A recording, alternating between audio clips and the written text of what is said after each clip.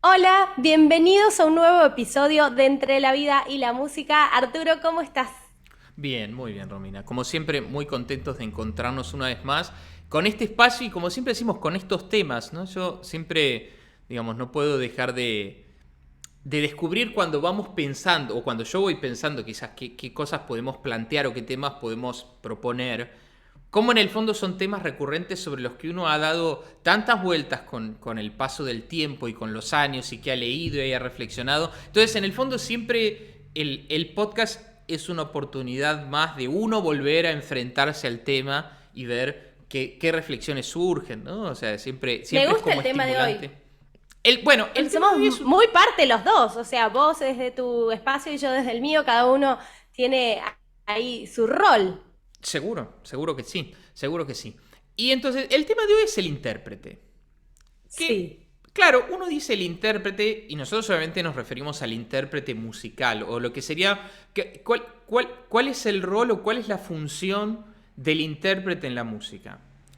Y claro, es interesante porque como tantas cosas que uno a veces las da por sentadas o que resultan tan naturales, a veces uno no reflexiona las implicancias que tienen, ¿no? Porque Sí. fíjate que si nosotros pensamos, ¿no? ¿Qué sería un intérprete musical o cómo lo definiríamos? De alguna manera es una persona cuyo trabajo está en develar el sentido, ¿no? de esa música que está haciendo, ¿no? Porque, ¿qué está haciendo? Está interpretando, ¿no? lo que de alguna manera la música sugiere.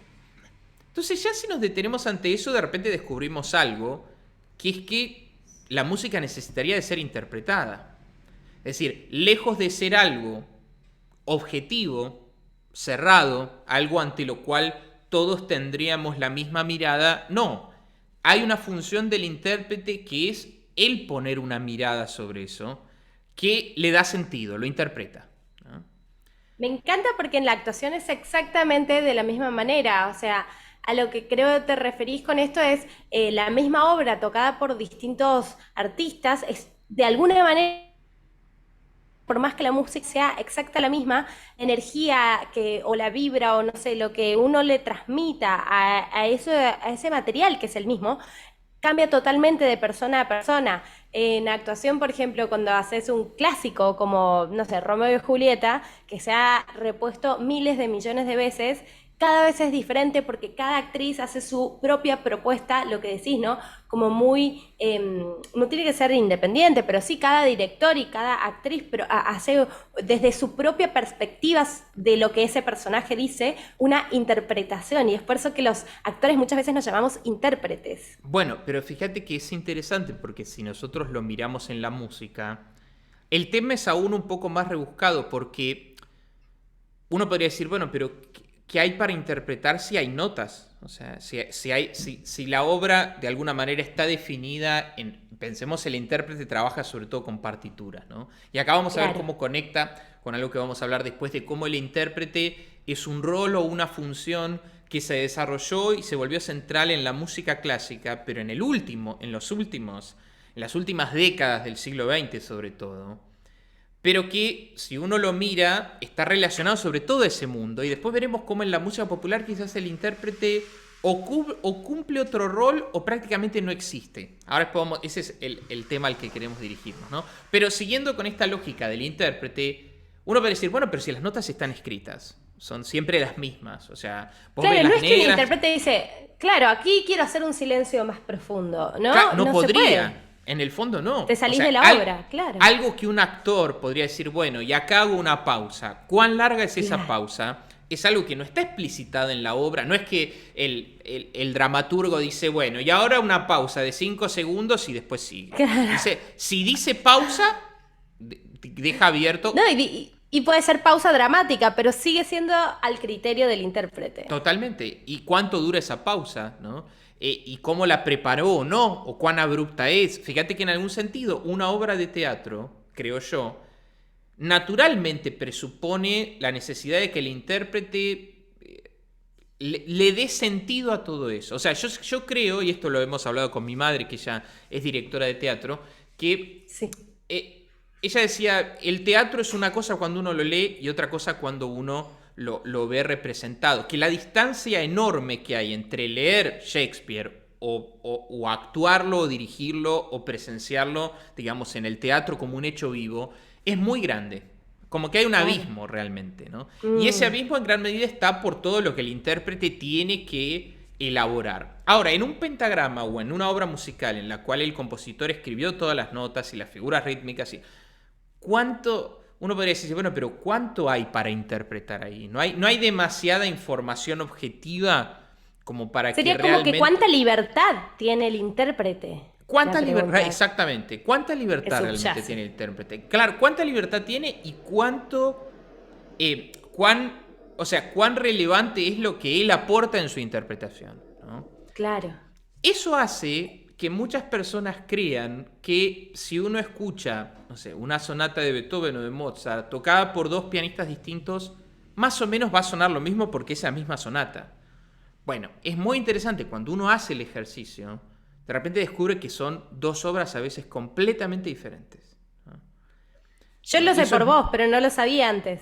sí, Yo me imaginaba pero eso, es muy exacto. notorio, es muy notorio que vos decís, che, pero por momentos vos decís, ¿es la misma obra? Porque hasta por momentos te puede pasar que vos decís, che, pero yo no conozco esta sonata, o está tocando otra, vos decís, no es la misma.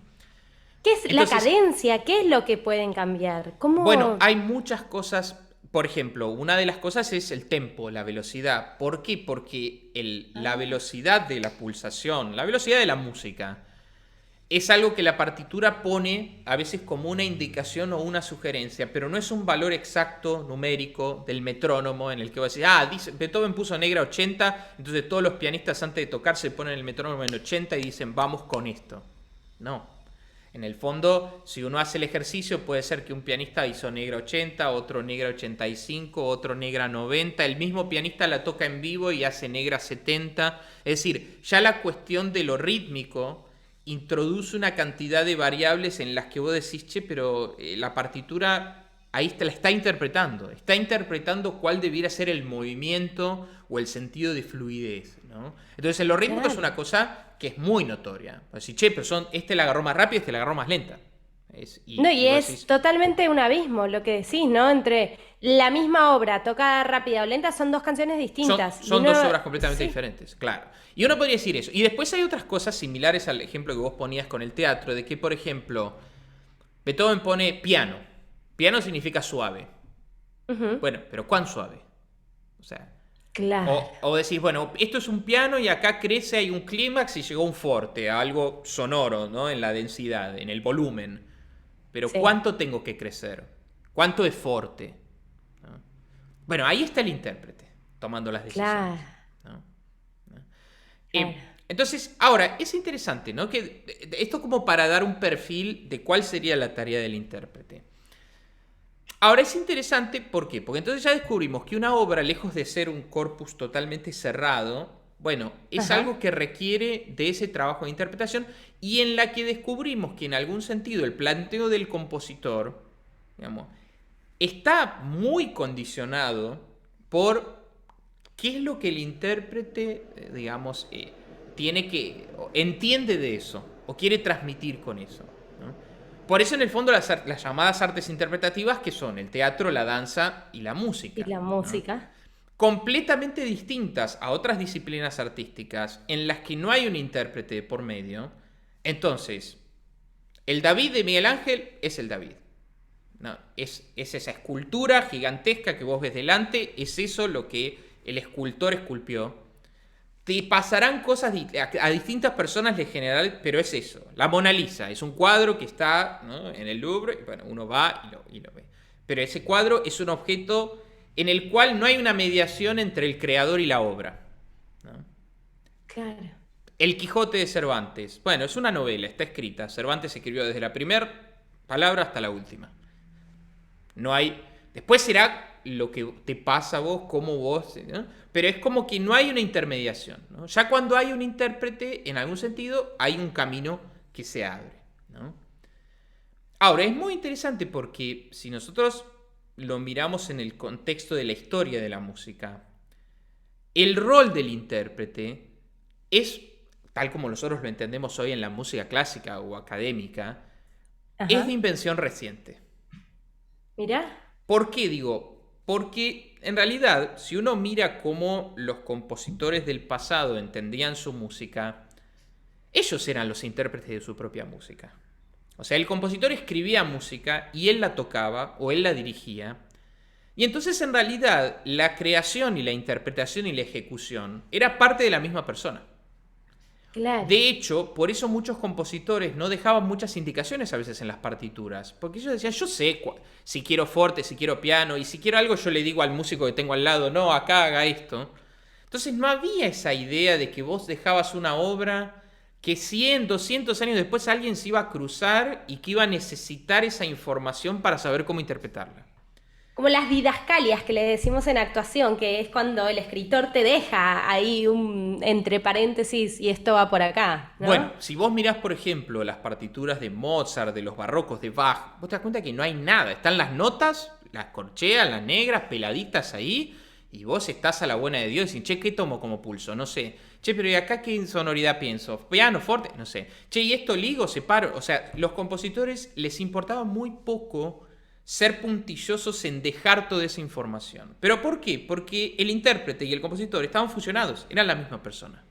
Claro, como lo que decís, el creador de la pintura y o sea, el pintor, y o sea, era como de esa manera se veía antes, ¿no? Como que el ¿Por mismo creador era el único que podía interpretar esa figura como es. Claro, era él mismo de alguna forma, ¿no? Claro. Ahora, en la medida en que nosotros nos vamos acercando hacia el siglo XIX y por supuesto hacia el siglo XX, y empezamos a ser hombres con una conciencia histórica, hombres y mujeres por supuesto, ¿no? Con una conciencia histórica, empieza una especie de construcción del pasado. Empezamos a decir, no, pero a ver, ¿cómo era la música en el 1700, en el 1800? Y no solo a cómo era, sino cómo tenemos que tocar esa música para entenderla en ese contexto. Eso es un invento que comienza, los primeros activos están en el siglo XIX, pero en realidad es una especialización del siglo XX.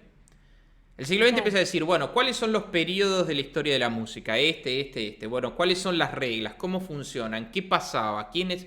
O sea, toda esa concepción, digamos, histórica, creó algo que era, insisto, extraño en la época de los clásicos, que es que hay una persona que es un músico que se dedica a estudiar música del pasado, de la cual no tiene ningún contacto más que la partitura y el conocimiento, ¿no? de ese periodo histórico, de lo que pasaba con la música en ese momento, y que tiene que hacer este trabajo arqueológico de darle sentido a eso. Pero Qué entonces ahí interesante lo que es interesante. presentás. Mi cerebrito está ahí sacando un montón de Veo, te veo cuentas. muy, te veías muy No, callado. no, es que estoy de verdad, estoy como anonadada por los ejemplos que nos estás poniendo y por cómo funcionan en otras áreas tan diferentes, ¿no? Pensaba en las religiones y en la Biblia y las reinterpretaciones, ¿no? De otros tipos de hechos que se interpretan o reinterpretan, entonces se abren como nuevos abanicos, es como, bueno, la Biblia decía, Jesús era judío, ¿no? Y después, bueno, está el catolicismo y después los protestantes y después... Entonces son reinterpretaciones y es como, ¿y de qué Biblia? ¿De la primera, la segunda, la tercera?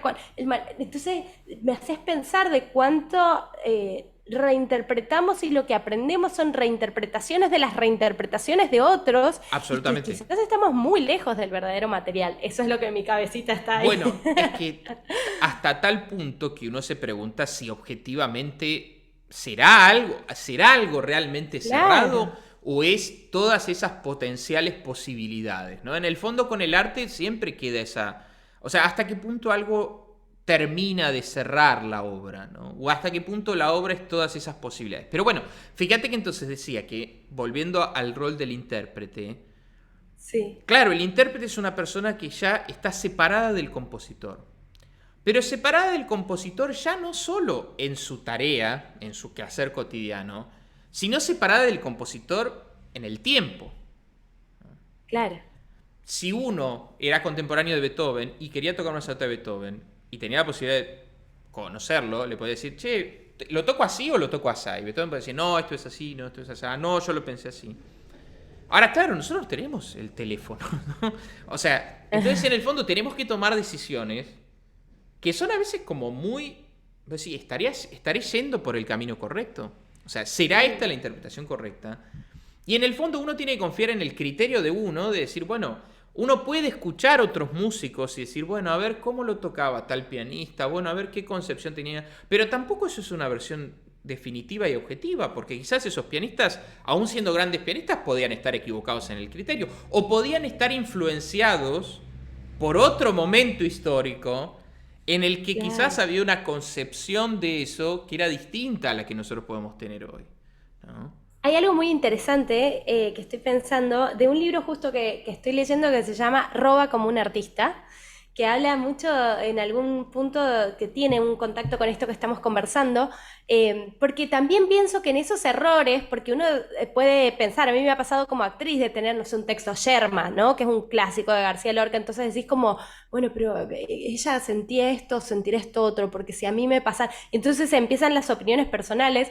Y es difícil, es difícil cuando uno hasta la lengua en un español muy antiguo, bueno, cosas así con las dificultades que decís, ¿será por acá? No, el hombre que escribió esto querría que esto se interprete así. Uno se empieza a hacer un montón de cuestionamientos y al final, si es que no, es a donde yo he llegado como actriz, si es que no y que estoy pifiando y me estoy equivocada o errada, es mi interpretación libre y quizás, ¿por qué no? Y esa está mejor que la propia interpretación de quién lo escribió, o es una versión nueva, diferente, con otros tintes, ¿no?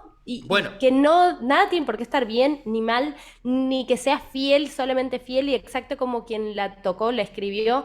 Es la única forma de que ese material pueda estar bien. Se le puede sacar otro jugo a esa fruta, pienso yo. bueno, es que ese es precisamente el rol del intérprete. Pero fíjate, bueno, sí, es eso, ¿no? Sin ninguna duda, va por ahí el asunto.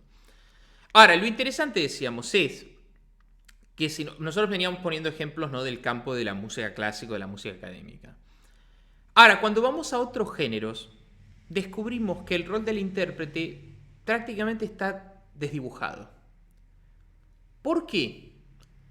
Porque en el campo de lo popular podemos pensar rock, pop, jazz, tango. Hay algo en el que el hincapié está puesto en el creador. Y en el creador de algo que le es propio y que es nuevo y que es de él. Ujú. En el cual tocar música de otros es hasta mal visto. Fíjate una cosa, vos vas a ver que de repente si vos vas a escuchar un recital, ¿no? De lo que fuera, si es un artista que tiene nombre, renombre y demás, puede quizás hacer algún cover. El concepto de cover a mí me gusta porque es muy representativo de esto. Sí. Pero se entiende que puede ser como una especie de tributo, porque bueno, me gustó este tema y hago mi versión. Pero fíjate que también es como hago mi versión, ¿no? Claro. Esta idea Como que de que tiene que haber nosotros... un trabajo personalizado Personal, lo de tenés ese que artista. sacar. Es como si nosotros Sí. dijéramos, bueno, voy a agarrar la sonata de Beethoven, pero para que no sea algo como Beethoven, Como para se que ve sea como algo un como robo, Arturo. como un plagio, si no. Sí, sí, es como tú vas a ver un recital de X banda y toca todo de los Beatles y decís como, estás robando con canciones que ya Claro, son un hit, que ya nos gusta a todos. Quiero ver qué sos capaz de hacer vos, ¿no? exactamente. De hecho, exactamente. Fíjate que uno en algún sentido podría decir, che, pero yo te vine a escuchar a vos y tocaste todos temas de los Beatles, como diciendo, me estafás, o para eso voy a escuchar a los Beatles. Ahora, cuando uno va a un concierto clásico y un pianista toca Beethoven, no hay que decir, pero no, vino a tocar Beethoven, yo quiero que... No, no, no, al contrario, fuiste a escuchar a Beethoven y de hecho lo que pretendés es que el pianista toque Beethoven, no que agarre Beethoven para hacer algo diferente y distinto. O sea, de hecho, si pasara eso, le tirarían con tomates porque es como, no, no, es un sacrilegio. Beethoven no escribió esas notas o esos cambios. Eso es algo tuyo, hacelo en otro momento. O no agarres a Beethoven de rehén para eso, ¿no? Pero digo, Claro, fíjate cómo es interesante que nosotros hemos incorporado desde la música popular una concepción completamente opuesta, en la que el sí. intérprete no existe. Y de hecho, por ejemplo, la gente no quiere hacer covers. O sea, y si hay músicos que se dedican a tocar, viste que hay como conciertos tributo o recitales de covers de otra banda, Es Que medio se ven como como de de artistas de segunda clase. segunda. Claro, es Sí. como, vos no componés nada, entonces te dedicas a hacer covers no sé, de Charly García.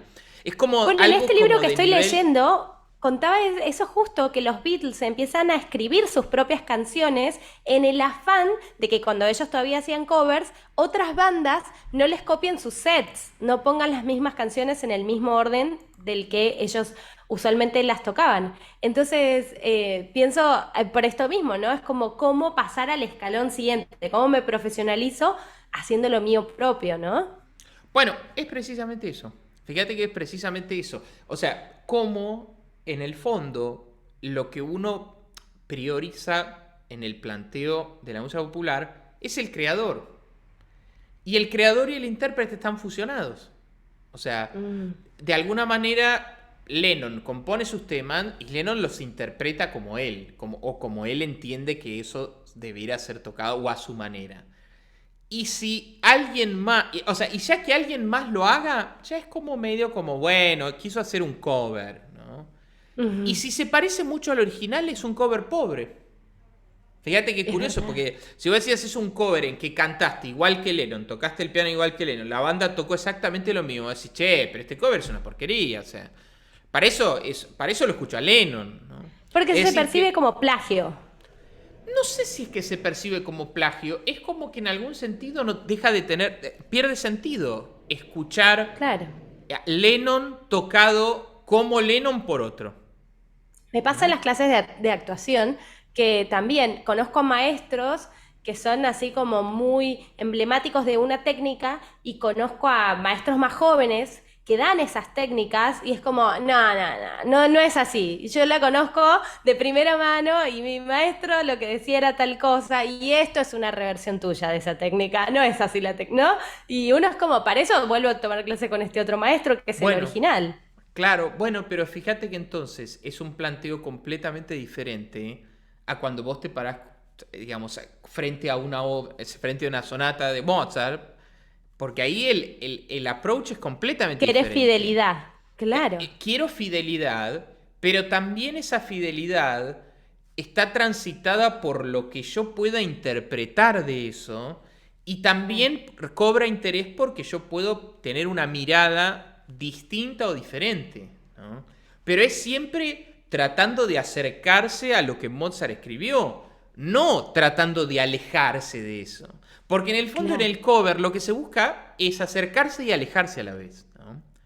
Porque claro. vos pensás que decir, es como la melodía la conozco, sí. Ah, pero mira, ahora la guitarra tocó esto así. Ah, no, pero la batería es este ritmo. Ah, no, pero el cantante ahora agregó una fioritura. Ah, no, pero le da un carácter más romántico o más enérgico. O sea, en algún sentido el cover tiene sentido en cuanto remite a algo, pero al mismo tiempo se aleja de eso. O pasa a ser algo diferente, ¿no? Todavía Ahora, respeto nosotros, y me sí. encantan los artistas que son capaces de reinterpretarse a sí mismos, ¿no? Suponte Michael Bublé, lo he escuchado en muchos conciertos que él mismo cambia sus propias canciones. Aquí y allá les pone alguna cosita que decís como, wow, qué bien. O sea, él mismo hizo como un cover de su propia canción. Eso me Bueno, encanta. bueno, fíjate que eso también sería distinto a la idea de la obra como algo que ya es objetivamente, ¿no? Yo siempre hablo de la obra abierta o la obra cerrada, ¿no? Claro, Si la la obra está moraliza, ya abierta, está. si la obra está abierta, el mismo creador puede también ir, ¿no? Jugando, ampliando, modificando. Ahora, en algún sentido, cuando la obra, o como nos llega la obra, ¿no? Desde el pasado, llega como Mm, algo eventualmente cerrado. Ahora, es curioso que si igual uno mirara a los compositores, se la pasaban todo el tiempo cambiando sus obras. Pero siempre claro, habría una versión definitiva. O por lo menos había una última versión que un era punto. la. Claro, es como, bueno, la última, el último retoque que le hizo fue este y damos por sentado que eso concluyó ahí, ¿no? Ah, Pero también en algún punto todas estas cosas que estamos conversando son como el lenguaje. Y el lenguaje sigue evolucionando, ¿no? Es como un organismo vivo que evoluciona, que cambia, que crece, que se expande, que aparecen palabras nuevas que se retoman de otros lugares, que se reinterpretan y como si, como en un nacimiento de una persona nace una palabra nueva de la conjunción de dos otras. Siento que esto también es un poco así, ¿no? sí, Son como organismos vivos. lo es, lo es, Pero ese es el trabajo del intérprete, en algún sentido. Pero el intérprete no lo hace, o por lo menos acá sería, ¿no?, interesante porque uno podría decir, bueno, es tu mirada de lo que tiene que hacer un intérprete. Pero desde nuestra óptica, yo no sé si... Para mí, el intérprete tiene que estar en función de la obra y no tratar de agregarle algo nuevo a la obra. Porque yo creo que en ese afán de originalidad, decir, no, pero yo voy a tocar esto de una manera que nunca nadie antes lo tocó, ¿no? Y si el intérprete se pone en esa postura de querer ser original, ya está tratando de ver cómo mete mano para ver si puede hacer de eso algo nuevo. En realidad, lo interesante de la interpretación musical es que la obra va a ser algo nuevo, porque va a estar atravesada por tu criterio, y tu criterio no es igual que el del de al lado, ¿no? Entonces, en algún sentido, el intérprete, yo creo, debiera buscar ser lo más objetivo posible, porque su objetivo ya va a ser, porque es él y no otro, ¿no? Pero no debiera ser la premisa, ser novedoso, original, distinto, diferente. Que creo que sí es algo a lo que tiene que apuntar un creador. Aquel que crea, en algún sentido, digamos, tiene que buscar algo diferente, porque crear lo mismo que ya creó otro, ¿cuánto sentido tiene? O crear copiando a otro, ¿no? Entonces, en el creador, la originalidad, no sé si la originalidad, pero bueno, esto de una nueva mirada o La novedad, sí, es algo algo importante. nuevo, diferente, ¿no? Distinto, ¿no? Creo que en el creador sí eso pesa o debiera pesar, ¿no? Pero no priorizarse en la interpretación, aunque también, ¿no? O sea, como que la originalidad o la diferencia es algo que viene por añadidura en la interpretación, pero que debiera ser una búsqueda en la creación, ¿no? Me gustan los dos caminos y creo que son búsquedas diferentes, ¿no? Me gusta tanto Absolutamente distintas. Sí, y me gustan ambas. Yo he visto una versión de Hamlet libre espectacular, de hecho Argentina, en teatro, increíble, de las mejores cosas que he visto en mi vida en teatro. Una versión libre, donde, bueno, el actor no sale nunca de escena y dura como 2 horas y pico y el tipo está todo sudado y entran y salen los personajes. Es una locura hermosa que al final, increíblemente, porque en un momento estás abstraído totalmente por el trabajo físico que tienen los personajes, al final de la historia el mensaje es el mismo. Y ahí es donde sí es Hamlet, ¿no? Pero Claro. el Bueno, cómo lo pero fíjate que contaron, ahí es un enfoque que estaría más del lado del creador que del intérprete. Porque claro, y ahí por hay eso un se dice afán, versión libre. Y ahí es claro, como otra búsqueda. eso Esta es es una otra versión cosa. libre, como una inspiración se debería decir. Esto está Claro, inspirado está en, y inspirado no en, es exactamente. Hamlet, está Bueno, inspirado en, y esta es una versión. pero la diferencia es que el intérprete no puede estar inspirado en, tiene que Claro, buscar ser eso, ¿no? O claro, por lo menos estar al servicio de eso, ¿no? Y yo sí. creo que con el intérprete, cuando la cosa se invierte, es decir, cuando la obra o el compositor parecieran ser la excusa para que el intérprete se luzca, para que el intérprete demuestre su habilidad, para que el intérprete quiera demostrar su originalidad, ahí es cuando está traicionando su rol, ¿no? Pero bueno, un poco la idea del tema de hoy era precisamente traer esto, ¿no? Del intérprete, el intérprete de lo clásico, el intérprete en la relación con lo popular, con la conciencia histórica, ¿no? Con el arte, ¿no? Y Me cómo de gustan repente los son dos roles. caminos, Arthur. Me haces pensar Bueno, eso, ¿no? Cuando se sirve el intérprete de el hecho artístico o viceversa, me parece, pero de nuevo, para hacer una creación nueva, ¿no? claro. Tanto de que el arte se nutra del intérprete como del intérprete que se nutra del arte. Me parece como que viceversa, en ambas direcciones funciona y que después Totalmente. está la elección de cada uno y la búsqueda de cada intérprete, ¿no? Por supuesto, es que de hecho después es muy interesante porque también uno descubre que hay personas que son grandes creadores y pésimos intérpretes, o Mm, intérpretes pobres, y al revés, sí. personas que son extraordinarios intérpretes, pero que cuando crean, ahí no tiene, o sea, como que hay también frente al arte, digamos, tipologías, habilidades, características, que necesariamente no hacen que ser bueno en una implique ser bueno en la otra, ¿no? Es verdad, y hay Eso. intérpretes, uno podría pensar que no, que solo son buenos los que son los creativos originarios, lo que decís, pero me ha pasado de escuchar a Sandra Mianovich en entrevista y que ella cuenta que ella es una gran intérprete, pero que ella nunca ha escrito. Y decís, ¿cómo? Todas esas canciones no son de ella, pero las hace lucir de una manera extraordinaria, que de verdad es una gran intérprete. Que no sé Claro. si quien las escribió sería capaz de hacerlas lucir esos niveles. Absolutamente. Bueno, es eso precisamente, ¿no? Era acercar Hermoso. estas reflexiones, ¿eh? ¿Nos vamos a despedir con algo Nos de vamos a despedir. música hoy o no? Bueno, ¡Ay! podemos, mira, hablando brevemente, una pequeña A ver, piecita, hablando del intérprete, ¿no? sí. Porque hay una pieza hermosa para piano de Händel. Händel es un compositor barroco contemporáneo de Bach, que es muy curioso porque es una obra que con el paso del tiempo fue transformándose o recibiendo nombres distintos. Nosotros hoy la conocemos como un área y variaciones que se llama el herrero armonioso. Es un Ajá. poco extraño esta idea del herrero armonioso, ¿no? Sí. Entonces, a mí siempre es una obra que yo conocía de chico y me encantaba, siempre me parecía una joya, hermosa. Pero yo decía, ¿de dónde vendrá lo del herrero armonioso? Y yo trataba de acercarme a la música y decir, claro, ¿será que el herrero es porque hay como ciertas notas, hay una melodía muy característica que es como... Como aguditos, me imagino.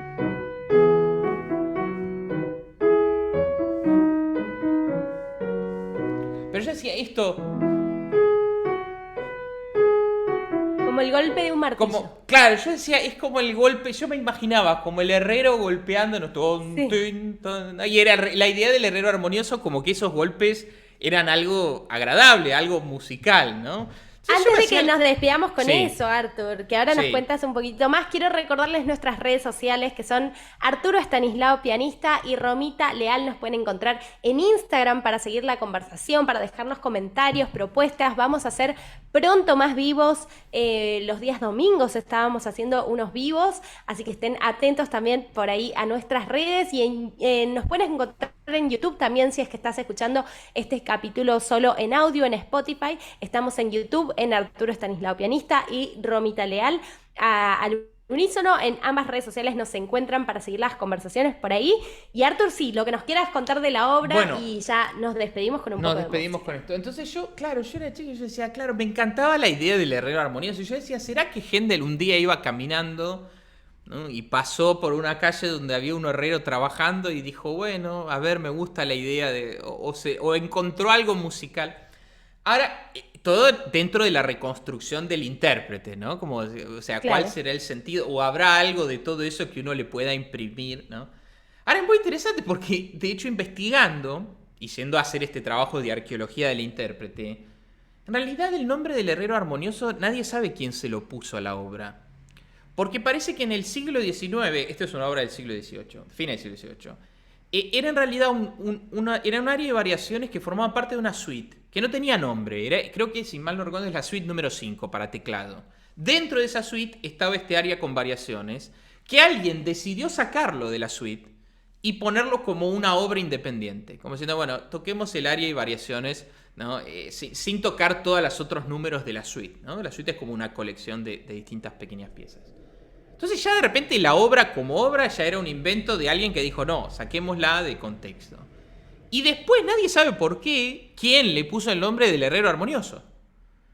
Entonces de repente, claro, uno descubre eso y dice, o sea que toda esta imagen que yo me había... Toda esta novela que me había imaginado Asociación, de claro. Händel y demás, es toda una ficción. Pero uno podría decir, entonces no vale Funciona. nada. Pero, claro, pero sin embargo, posiblemente aquel que pensó en el nombre del herrero armonioso, pensó en eso, ¿no? Claro. O sea, que en algún sentido es posible que ese nombre sea una interpretación, no del Sí, propio creador, pero no por eso menos cerrada, ¿no? claro. Entonces, a mí siempre cuando lo toco me gusta pensar que sí es el herrero armonioso. O sea, que ese Así nombre lo pensaba. no lo puso el creador, pero sí, digamos, tiene una lógica o un sentido que está impreso en la música. Pero esto como un ejemplo de nada, aparte es una excusa para tocar esta música hermosa, pero sí como hablando de esto de la interpretación y del mundo de la interpretación y lo creativo en la interpretación, ¿sí? Sí, y aplaudimos a los reinterpretadores, Bueno, a los intérpretes, al intérprete. a los intérpretes y a los que reinterpretan. Gracias, Arthur, como siempre. No, por Cariños a favor. todos. Vamos. Nos vemos en el próximo.